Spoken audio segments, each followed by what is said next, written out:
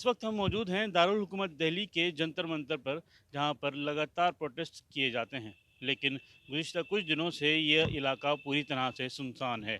यहाँ पर किसी भी तरह का कोई भी प्रोटेस्ट करने की इजाज़त नहीं दी जा रही है। आज भी वेलफेयर पार्टी ऑफ इंडिया की जानिब से एक धरने का ऐलान किया गया था, जिसकी वजह से वो लोग आज 10:30 बजे वहाँ से निकलना था, उनको यहाँ पर पहुँचना था और पूरे दिन वो धरना प्रदर्शन करते। जिस तरह से प्रयागराज में घरों को गिराया गया था, उसके खिलाफ उनका ये धरना प्रदर्शन था।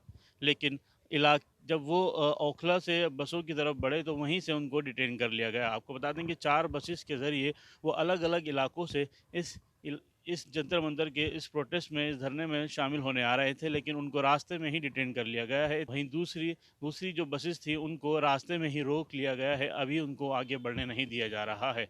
जो प्रोटेस्ट आज होना था, वो आज फ़िलहाल नहीं होगा, क्योंकि जिस तरह से इत्तलात मिली हैं, उनका ये कहना है कि हमें किसी भी हालत में जंतर मंतर पहुंचने की इजाज़त नहीं दी जा रही है। जो उनको पहले परमिशन दी गई थी, वो मुकम्मल तौर पर कैंसिल कर ली गई है।